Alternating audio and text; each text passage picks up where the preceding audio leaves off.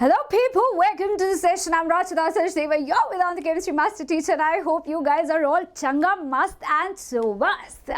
So भाई और बहनों, आज हम लोग करने वाले हैं competency based questions from this particular chapter matter in our surrounding.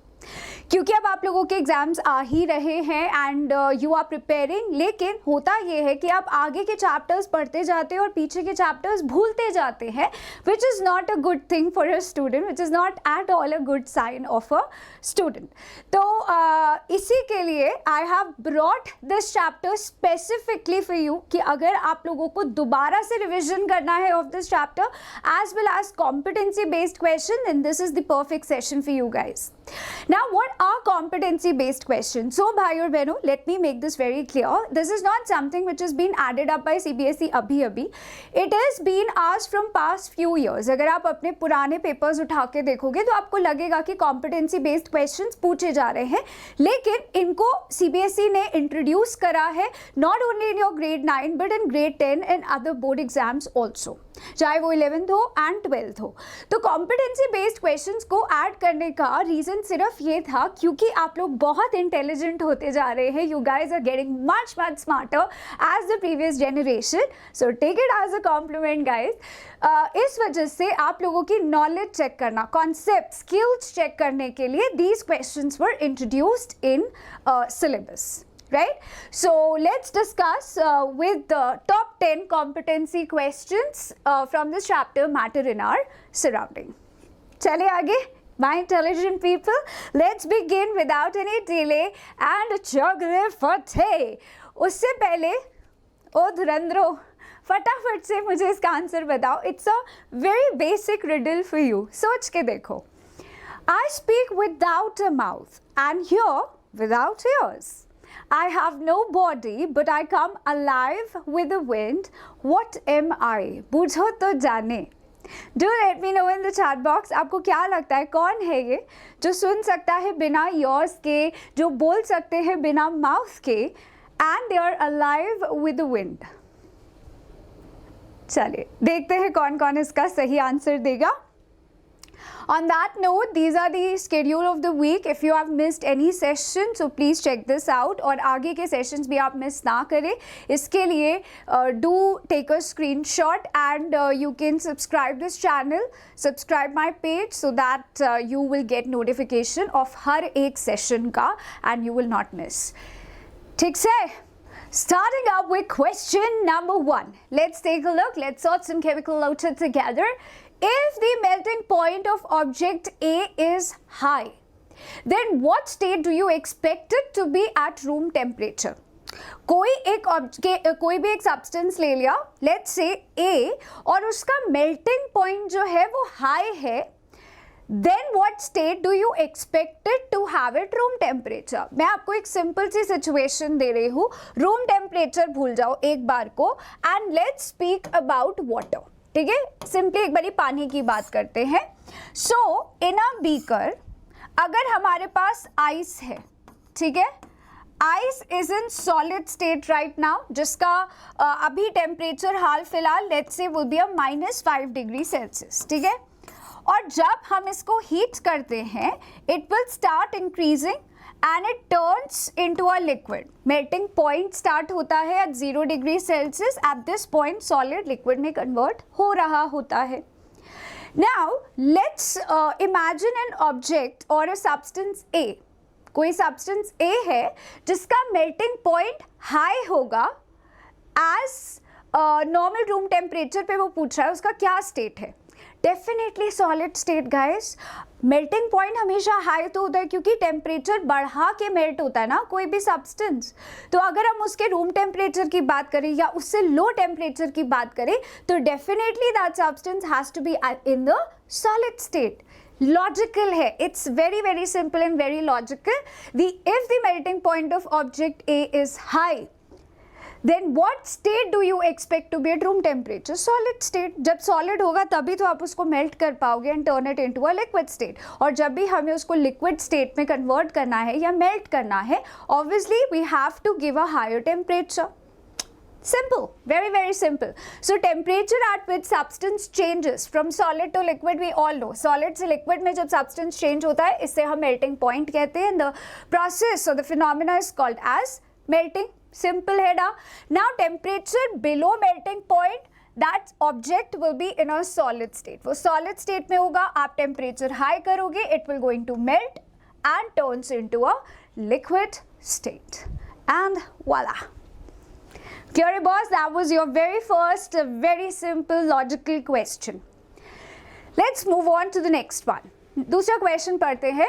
Now competency based के अंदर आप लोगों को they will going to give you a summary, है ना, कोई कहानी दे देंगे और उस कहानी से related आपसे questions पूछते हैं. Like, let's read this. Alka was making tea in a kettle. Suddenly, she felt intense heat from the puff of steam gushing out of the spout of the kettle. तो अलका जी चाय बना रही थी kettle में से और एकदम से केटल से भाप निकल के आती है उनके ऊपर और उनको बहुत ज़्यादा इंटेंस हीट महसूस होती है. Majorly she got burned, severely वो बर्न हो जाती है. Now she wondered whether the temperature of steam was higher than that of water boiling in the kettle. Comment. पहली चीज़ तो अगर किसी के हाथ पे भाप लग रही है ना तो कोई बैठ के ये तो बिल्कुल नहीं सोच रहा होगा उस समय कि ऐसा क्यों होता है कि बॉइलिंग वाटर का टेम्परेचर हमें इतना लाइक जलाता नहीं है बट स्टीम जला सकता है. कोई यहाँ पे जो ये सोचेगा उस समय जब जल रहा है तो भाई सब हवाइयाँ उड़ जाती है. तो बट अलका जी सोच रही है तो लेट्स कमेंट ऑन दिस, है ना. अलका जी की बात हम नहीं टाल सकते, so let's comment on this. What she wondered whether the temperature of steam is higher as the boiling water in a kettle. So answer is absolutely yes. और इसके पीछे कौन छुपा है? इसके पीछे षड्यंत्र छुपा है लेटेंट हीट का. लेटेंट इज अ छुपा हुआ heat present in a system. Steam के अंदर बॉइलिंग वाटर से extra amount of latent heat का प्रेजेंस है जिसकी वजह से steam has the ability to burn severely as compare to boiling water. उसमें एक एक्स्ट्रा अमाउंट ऑफ हीट है जिसकी वजह से स्टीम ज़्यादा हार्मफुल होता है rather then boiling water at the same temperature. So boiling water होता है, boiling point होता है पानी का 100 degree Celsius, which we all know. Temperature at which boiling happens, liquid turns into vapor state or steam. At this point of time, steam के अंदर latent heat बहुत ज़्यादा होता है, which causes severe burns. इसी वजह से hence अलका को intense burning या हीटिंग महसूस हुई from the steam coming out और gushing out from the kettle. Clear है बॉस? सिंपल है. ये कीवर्ड अगर आपके आंसर में नहीं हुआ, लेटेंट हीट इन स्टीम का प्रेजेंस अगर आपके आंसर में नहीं होता है, यू विल गेट शून्य. This is a very very important term जिसका आपके आंसर में होना ज़रूरी है. तो लिख लो अपने नोट्स में, कहीं पॉइंटर लगा के लिख लो कि जब भी इस तरह से क्वेश्चन पूछा जाएगा आप लेटेंट हीट को रिलेट करके आंसर में फ्रेम करके आओगे. चक दे फट्टे. Let's move on. Alright, next question on screen. It is so hot, it is a hot summer day. ठीक है. Priyanshi and Ali are wearing cotton and nylon clothes respectively. Who do you think would be more comfortable and why? So Priyanshi ji ने पहने हैं cotton के कपड़े, अली जी ने पहने हैं नायलन के कपड़े. तो कौन ज़्यादा कंफर्टेबल होगा? यार ये तो बड़ी प्रैक्टिकल सी चीज़ है ना. अगर आप लोग गर्मियाँ झेलते हो तो यू नो दैट कि कॉटन का कपड़ा will be more comfortable than nylon का कपड़ा in summers. Why? Why is that so? क्योंकि कॉटन बहुत पोरस होता है. पोरस होने की वजह से बाहर की हवा आपके स्किन पे लगती है. Your skin is more exposed. आप ब्रीदेबल कपड़ा पहनते हो. ब्रीदेबल कपड़े पहनने का मतलब क्या होता है? कपड़ा सांस ले रहा है? नहीं. ब्रीदेबल कपड़े पहनने का मतलब होता है कि दैट कपड़ा इज वेरी वेरी पोरस, जिससे कि बाहर की हवा आपकी स्किन पे लगती है. So if you are sweating से जो लिक्विड हमारी स्किन पे है दैट विल वेपोराइजेस या इवेपोरेट होगा. Evaporation causes cooling effect and plus cotton is a very good absorbent, वो काफ़ी अच्छे से स्वेट को अब्जॉर्ब भी कर लेता है.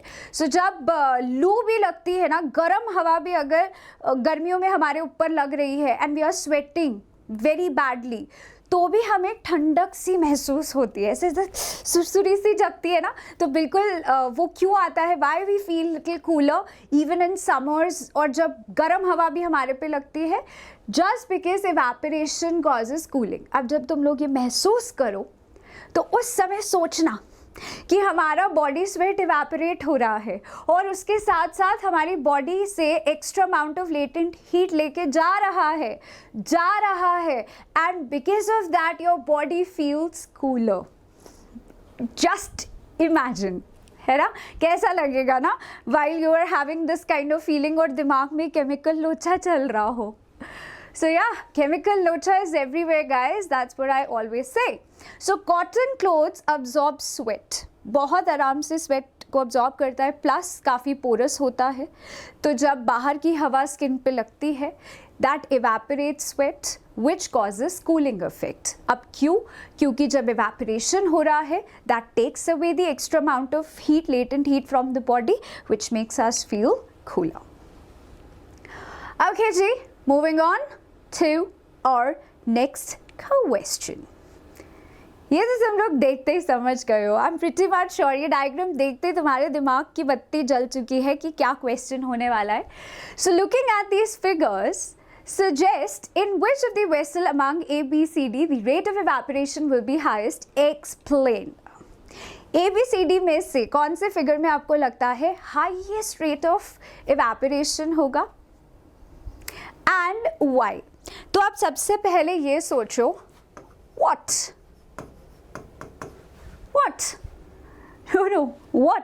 is the trick? You all know that now. W is for wind speed, है ना. H stands for humidity. A stands for area or surface area and T stands for temperature.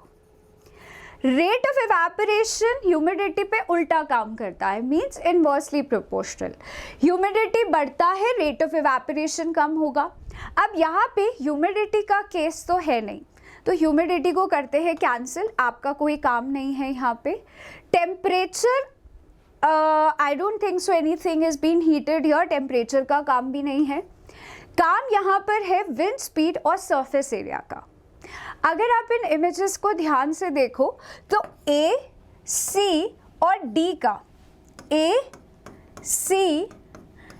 का surface area बराबर है, ठीक है.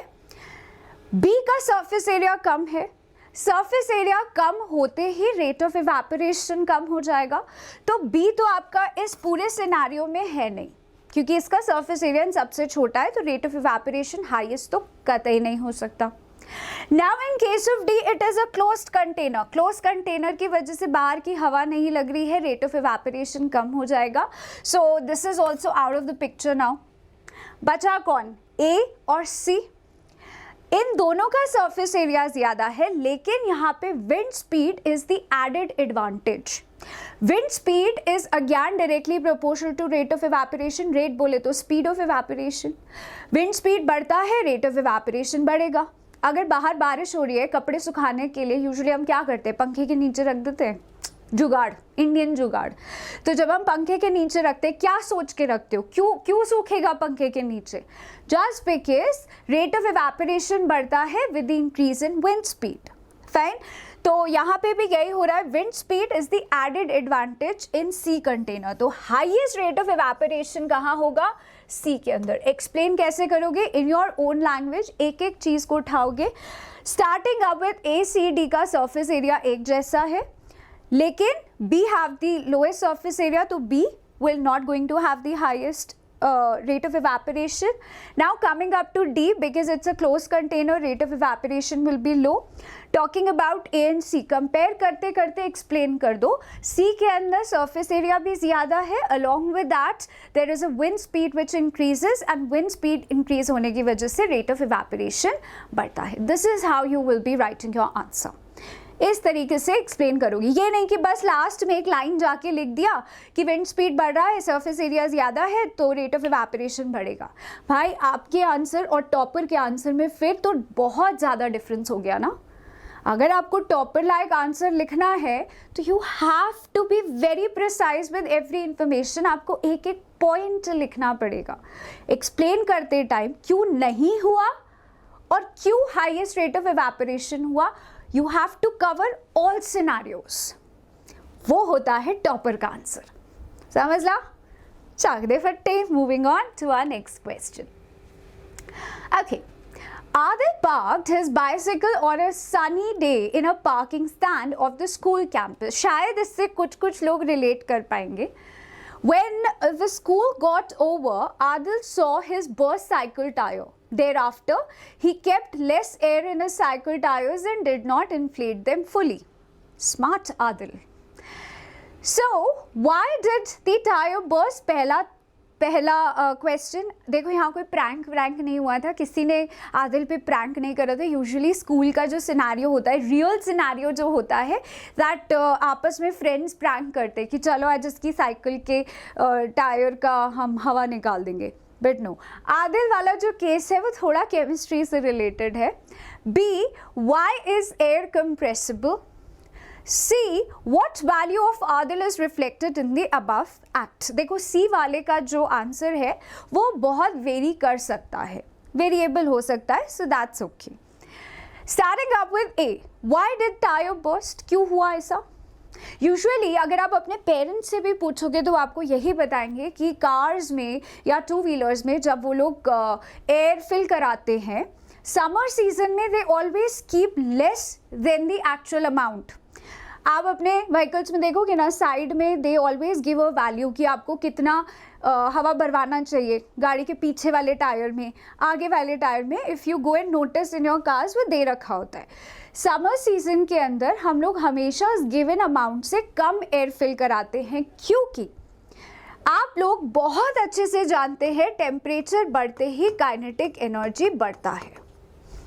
ठीक, kinetic energy बढ़ते ही collision बढ़ेगा, कोलिजन बढ़ते ही वॉल्स ऑफ टायर के ऊपर प्रेशर जनरेट होता है, और जब प्रेशर जनरेट होता है कई बार ऐसी आवाज़ें आती होंगी तुम लोग को बाहर से समर सीजन में फटने की, लोगों के गाड़ियों के टायर फट जाते हैं जस्ट बिकॉज टेम्परेचर बढ़ने से गैसेस, क्योंकि ऑलरेडी गैसेस पार्टिकल्स बहुत दूर दूर होते हैं, they already are in high collision with each other, और ऊपर से टेम्परेचर बढ़ गया तो कोलिजन और बढ़ता है, प्रेशर और बढ़ता है टायर्स के ऊपर। They try to increase their volume, जिसकी वजह से दे बर्स्ट और या फिर हवा निकलने लगती है। So that is the reason it's better to keep it in a lower volume as recommended. Why is air compressible? Compressibility किस पे डिपेंड करती है? डिस्टेंस पे। कंप्रेसिबिलिटी का मतलब क्या होता है? Decrease in the volume by increasing the external pressure. Particles को पास लाने को हम कंप्रेसिबिलिटी कहते हैं। तो गैसेस के अंदर कंप्रेसिबिलिटी हाईएस्ट होती है, सॉलिड्स में लीस्ट होती है, और गैसेस में लिक्विड्स में ओकेश टाइप इंटरमीडिएट कंप्रेसिबिलिटी होती है। तो why gases are highly compressible? Because of their large interparticle space और intermolecular space.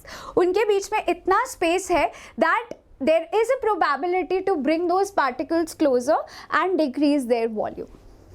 कंप्रेस कर सकते हैं बाय अप्लाइंग एक्सटर्नल प्रेशर, जैसे कि बलून्स हो गए। गैस बलून से हम कितने सारे स्ट्रक्चर्स क्रिएट कर सकते हैं, कितना ब्यूटीफुल डेकोरेशन कर सकते हैं। नाउ डेज बर्थडे पार्टीज़ में आप लोग जाते हैं तो बड़ा ब्यूटीफुल डेकोरेशन होता है। Why, how is that possible? Just because they can be moulded, उनको हम आराम से कंप्रेस कर सकते हैं। लेकिन वही चीज़ आप लिक्विड बलून्स के साथ सोचो, फट के खुद ही पर आएगा पूरा पानी। So this is how chemistry works. What value of Adil is reflected? Obviously a responsible behavior and intelligent also. So yeah, Adil is an intelligent person. Awareness है, self responsibility है। See, these things can vary little bit, but भाई positive ही लिख कर आना आदिल के लिए, fine, because he did positive stuff.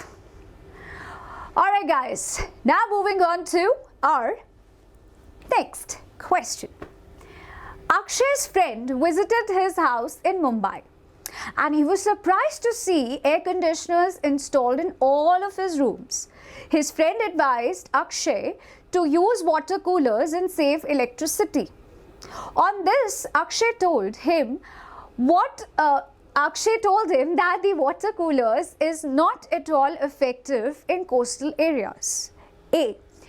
Why are water coolers not affected in coastal areas? B. What are the other two factors on which evaporation of water depends? And C. What value of Akshay's friend seen in this act? So, क्या बोल रही public? Do let me know in the chat box. जल्दी से बताओ. A. Why water coolers are not affected in coastal areas? काहे भाई?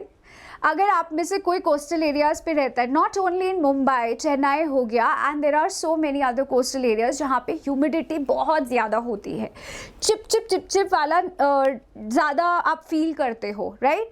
तो during that time humidity की वजह से ऑलरेडी एयर के अंदर एक कंटेंट, एक limited content of water molecules present है, right? Air can hold water molecules to a certain capacity. Humidity के केस में जब ह्यूमिडिटी बहुत हाई होती है, that is at the highest level. Water molecules in air is at highest level. तो अभी जब इवेपोरेशन की बारी आती है तो ऑब्वियसली इवेपोरेशन का रेट कम हो जाता है, और वाटर मॉलिक्यूल्स कहाँ पर रखेंगे?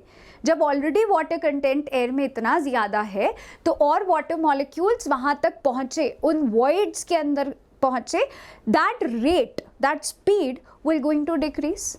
So rate of evaporation causes cooling. जब evaporation ही नहीं हो पा रहा है properly, cooling effect कहाँ से आएगा? So that's why in coastal areas हम लोग coolers नहीं रख पाते हैं, water coolers नहीं रख पाते हैं, which gives us a cooling effect. Instead of that, what people prefer are air conditioners. Alright? Now, what are the other two factors on which evaporation of water depends? What? So, it's what only, है ना? Other two factors already humidity हम लोग cover कर चुके हैं. Then wind speed, surface area, temperature. इनमें से कोई भी दो factors लिख दो, चलेगा. Absolutely, it will work. ठीक है? कोई भी दो factor पूछे, area, temperature, wind speed, इनमें से कुछ भी लिखो. Alright, next, what value of Akshay's friend is seen in this act? Again, a responsible citizen, a responsible behavior was seen. Concerned citizen दिखाई दिया है ना? So, friendly nature also कि उसने बेधड़क बोल दिया कि तुम environment को खराब कर रहे हो और coolers रखो instead of keeping air conditioner. So, yeah, good friend. Alright, so water coolers are not effective in coastal area because of high rate of humidity. B, other two factors, surface area, temperature, again wind speed is your choice, you can put that also. Akshay's friend shows the value of a concerned citizen and a responsible behavior. Clear है boss? Happy? I hope सब कुछ बढ़िया चल रहा होगा, कुछ भी bounce नहीं मारा होगा because you guys have learned this chapter पहले से ही. So this is just important competency based questions जो कि आपके एग्जाम में आने के चांसेस भरपूर हैं. So you do not miss anything out. तो इनको प्रैक्टिस करते रहो जब तक फाइनल एग्जाम ना दे दो. Let's move on to the next one. Seema visited a natural gas compressing unit and found that gas can be liquefied under certain conditions of temperature and pressure. While sharing her experience with friends, she got confused. So kindly help her to give the correct set of conditions. तो हमें किसकी help करनी है? सीमा जी की help करनी है क्योंकि वो कंफ्यूजिया गई हैं. अब वो कंफ्यूजिया गई हैं और वो खुद जाकर देख कर आई थी. नेचुरल गैस के अंदर, नेचुरल गैस में कंप्रेसिबिलिटी जहाँ पर गैस कैन बी लिक्विफाइड, मतलब गैसेस लिक्विड में कैसे कन्वर्ट होंगे उनकी हेल्प करी जाए. What conditions? Low temperature high pressure, high temperature low pressure, low temperature high pressure, high temperature high pressure. तो लॉजिक लगाते हैं. चलो, गैसेस के पार्टिकल्स दूर दूर, लिक्विड के पार्टिकल्स पास पास, है ना। अब पार्टिकल्स को अगर पास लाना है, पार्टिकल्स को अगर पास लाना है तो बाहर से एक्सटर्नल प्रेशर लगाना पड़ेगा, एक्सटर्नल प्रेशर लगाना पड़ेगा, है ना, मतलब प्रेशर विल बी हाई। तो हाई प्रेशर वाला केस होगा, लो प्रेशर हो नहीं सकता। सॉर्टेड है, 50-50 लाइफ लाइन आ चुकी है अपने पास। Now high pressure but high temperature या लो टेम्परेचर। सो भाइयों और बहनों, जब प्रेशर के साथ हम लोग काम कर रहे होते हैं to interconvert one state into another, तब हम टेम्परेचर को उसके इन्वर्सली प्रोपोर्शनल कंट्रोल करते हैं।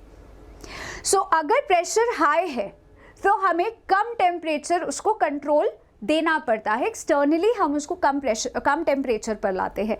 सो गैस लिक्विड में कन्वर्ट होगा विद हाई प्रेशर, ठीक है, pressure will be high but temperature has to be maintained low. अब ऐसा क्यों हुआ? जब हम लोग कंप्रेसिबिलिटी करते, पार्टिकल्स आते पास में आते ही कोलाइड करना स्टार्ट करते, टेम्परेचर ऑलरेडी बहुत ज़्यादा बढ़ जाता है सिस्टम का, but it's not a favourable condition. जब हमें गैस को लिक्विड में कन्वर्ट करना है, कूलिंग इफेक्ट होना ज़रूरी है rather than heating effect. Temperature बढ़ना is not a favourable factor for this conversion, तो इसीलिए एक्सटर्नली हमें कम टेम्परेचर को कंट्रोल करके रखना पड़ता है। So that's why high pressure low temperature and that makes option C as your perfect answer. Clear होगा boss? Yes, crystal clear? Let's give you a big round of applause for your फाटाफाटी performance. और देख लेना अगर कहीं गलती कर रहे हो तो बस यहीं तक वो गलती सीमित रहे, इसके आगे एग्जाम्स में ये गलतियां नहीं होनी चाहिए। Let's move on. So, question on screen. In which of the following conditions the distance between molecules of hydrogen gas will increase? So, वो कह रहा है कि इनमें से कौन सी conditions है जिसमें हाइड्रोजन गैस मॉलिक्यूल्स का जो डिस्टेंस है वो बढ़ेगा, नॉर्मल से और ज़्यादा बढ़ेगा। ऑलरेडी इट्स अ गैस है तो इसके पार्टिकल्स ऑलरेडी बहुत दूर है, तो अब इससे और दूर कैसे हो सकते हैं? First, increasing pressure of hydrogen on hydrogen obtained in a close container. Some hydrogen gas leaking out of the container. Third, increasing the volume of container of hydrogen gas or adding more hydrogen to the container without increasing the volume of the container. Ouch! क्या लगता है boss? क्या होगा यहाँ पे? क्या chemical लोचा होगा जिससे हाइड्रोजन गैस के पार्टिकल्स के बीच में और स्पेस बढ़ सकता है? सो देखो, अगर हम लोग प्रेशर बढ़ा रहे हैं तो इन एनी केस पार्टिकल्स पास में आएंगे, तो दैट्स ऑपोजिट थिंग जिसके बारे में हम लोग बात कर रहे हैं। जो हम चाहते हैं उससे बिल्कुल ऑपोजिट होगा। इन केस वन तो है नहीं, वन नहीं है तो आपका ए नहीं है, बी नहीं है, 50-50 लाइफ लाइन जेनरेट हो चुकी है, activated. Okay, now some hydrogen gas leaking out of the container, it's a good thing guys. Why not? अगर हमारे कंटेनर में से कुछ गैस हाइड्रोजन लीक हो जाती है तो अंदर वाले जो गैसेस है उनको और स्पेस मिलेगी। या इट कैन बी। भाई यहाँ पे और कोई कंडीशन नहीं लिखी है आपको, ये नहीं लिखा है कि गैस कम नहीं होनी चाहिए, बढ़नी चाहिए, ऐसा कोई आप लोगों के पास कंडीशन नहीं दिया गया, कोई शर्त नहीं है। So in that case some hydrogen gas leaking out of the container, इसकी वजह से क्या पार्टिकल्स ऑफ हाइड्रोजन के बीच में स्पेस बढ़ेगी? बिल्कुल बढ़ेगी। कंटेनर में और जगह हो जाएगी, और जगह होगी तो पार्टिकल्स और दूर जाएंगे। So yes, this is right. अगर सेकेंड वाला राइट है तो boss C is your answer. Third वाला भी देख लो, increasing the volume of a container of hydrogen gas. हाँ जी, आप हाइड्रोजन गैस उसी में है, कंटेनर बड़ा वाला ले लो तो पार्टिकल्स और दूर भागेंगे। भाई गैसेस का नेचर होता है शादी में आए फूफा जी जैसा, जितनी जगह दो उतना फैल के बैठेंगे, ठीक है। उनके लिए कोई जगह कम या ज़्यादा नहीं होती है, जितनी जगह दो they will occupy that space. And no offence फूफा जीज, आई टू हैव अ फूफा जी, it's just a random simple example. I'll come after this. 20 minute बाद आओगी? Oh, 10 minutes. 10 minutes. Oh, yeah, okay. Bye, thank you. So guys, that was Abhishek sir asking me for lunch. Yeah, तुम लोग समझ ही गए होगे, right? So yeah. All right. Alright guys, moving on to our question. चलते हैं.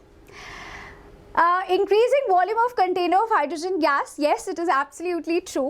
And fourth वाला, adding more hydrogen gas to a container without increasing the volume, ये कैसी बात हुई? तो मतलब एक कंटेनर है, उसमें हाइड्रोजन और ठूसते जाओ, हमें स्पेस ज़्यादा चाहिए? नहीं जी, हम तो स्पेस कम ही करेंगे. So that's not the case. That's why option C is your fataphati bang on answer. So yes, C is right. Okay, moving on to our next question on screen. The property to flow is unique to fluids. Which one of the following statement is correct? जल्दी से बता दो. The property to flow is unique to fluids. Which one of the following statement is correct? Only gases behave like fluids, gases and solids behave like fluids, gases and liquids behave like fluids, or only liquids are fluids? Come on. So we all know कि solid particles बहुत close होते हैं. क्योंकि solid particles are quite close, they are very very rigid. Solids के लिए हम fluidity जैसे term का use करते ही नहीं कर सकते. अगर आप ये दिमाग में ला रहे हैं तो इसको तुरंत बाहर निकाल दो. Solids, in solids case they are always rigid. Rigid बोले तो अकड़ू. इनका shape change करना is a very very difficult, even though अगर हम लोग external force apply करते हैं, इनका shape change करना is difficult. Until and unless आप बहुत बड़े एक्सपर्ट हो, कराटे एक्सपर्ट हो, दैट्स अ डिफरेंट केस. ठीक है, तो सॉलिड तो बॉस हो नहीं सकता, सॉलिड नहीं है, तो option B is not your answer. Now in case of gases and liquids, क्योंकि इनके पार्टिकल्स के बीच में स्पेस होता है, तो ये थोड़े फ्लेक्सिबल होते हैं. फ्लेक्सिबल मीन्स इनके पार्टिकल्स मूव कर सकते हैं. मूवमेंट की वजह से दे शो दैट फ्लूइडिटी वाला बिहेवियर. इसलिए तो हम लोग बोलते हैं ना, air flow, river flow, right? Liquid flow कर रहा है, एयर फ्लो कर रही है. So because they have that fluidity वाला nature, because of the interparticle spaces. Gases के अंदर ज़्यादा होता है, लिक्विड्स में थोड़ा कम होता है, but they both have the property of fluids. So yes, that makes option C as your perfect answer. अगर आपने ऑप्शन सी मार्क करा है तो वाह भाई वाह, वाह भाई वाह. ओके जी, next question on your screen. Choose the correct statement of the following. Conversion of solid to vapor. Solid to vapor without passing through liquid state को हम sublimation कहते हैं. Conversion of vapor to solid without passing through a liquid state, इसको हम vaporization कहते हैं. Conversion of vapor to solid without passing through a liquid, इसे हम freezing कहते हैं. And conversion of solid to liquid को हम सब्लिमेशन कहते हैं. सो क्या बोली पब्लिक, कहाँ पे आपको लगता है कि स्टेटमेंट एकदम करेक्ट, एकदम कड़क स्टेटमेंट दिया है? I've got my answer. Come on guys, do let me know in the chat box. So अगर आप लोगों का ऑप्शन ए आंसर आया है, so absolutely perfect, tap your back. You did a good job. Hats off to your performance. So अगर आपको ये लग रहा है कि वेपर सॉलिड में कन्वर्ट होते हैं, उसे हम फ्रीजिंग कहते हैं, तो ना मुन्ना ना, लिक्विड जब सॉलिड में कन्वर्ट होता है तो हम उसे फ्रीजिंग कहते हैं. Without converting into liquid state ऐसा नहीं हो सकता है. ठीक है, vapours directly converting into solid without converting into liquid state को हम फ्रीजिंग ना बोल के डिपोजिशन कहते हैं, या फिर इसे हम डीसब्लिमेशन भी कहते हैं. फर्स्ट वन इज एकदम सही, सॉलिड टू वेपर्स बिना लिक्विड में चेंज हुए इज कॉल्ड सब्लिमेशन. आप मुझे 3 एग्जांपल्स दो सब्लिमेबल सॉलिड के चैट बॉक्स में फटाफट से. I really want to see, can you write 3 examples of sublimable solids? Come on, quick. 3 examples of sublimable solids. Once you are done with it, read the question. A student heats a beaker containing ice and water. मतलब एक student ने beaker को heat करा जिसमें ice और पानी अभी दोनों आ रहा है ना. आइस कन्वर्ट हो रहा है, इसका मतलब लिक्विड के अंदर वाटर इन सॉलिड स्टेट है and it's converting into liquid, तो अभी दोनों का प्रेजेंस है एक बीकर में. He measures the temperature of the content of the beaker as a function of time. Which of the following could correctly represents the result and justify your choice? This is super duper important question. बहुत बहुत important है। तो आपको graph याद होगा, latent heat of sublimation, latent heat of vaporisation, latent heat of fusion, है ना। Fusion क्या होता है? मेल्टिंग। एक कांस्टेंट टेम्परेचर पे जब सॉलिड लिक्विड में कन्वर्ट होता है, that's called as latent heat of fusion. At constant temperature when liquid is turning into vapour state, एक कांस्टेंट टेम्परेचर पे जब लिक्विड वेपर स्टेट में कन्वर्ट हो रहा होता है तो हम उसे कहते हैं लेटेंट हीट ऑफ वेपराइजेशन। धुंधला धुंधला कुछ याद आया? I hope you got it, you recalled it. तो देखो, आइस लिक्विड में कन्वर्ट हो रहा है, ये 100 डिग्री सेल्सियस से तो स्टार्ट करते ही नहीं हो सकता। आइस कब से 100 डिग्री पे होने लगी? अगर आपको ऐसा लग रहा है तो भाई अगला नोबेल प्राइज आप ही का है। Starting up with this, 0 degree Celsius पे तुरंत टेम्परेचर बढ़ जाएगा तो लिक्विड में कैसे कन्वर्ट होगा? Melting point is 0 degree Celsius, मतलब अभी सॉलिड लिक्विड में कन्वर्ट हो रहा है ना। तो this is where it's a liquid state as well as solid. ये सॉलिड और लिक्विड फेज में है दोनों।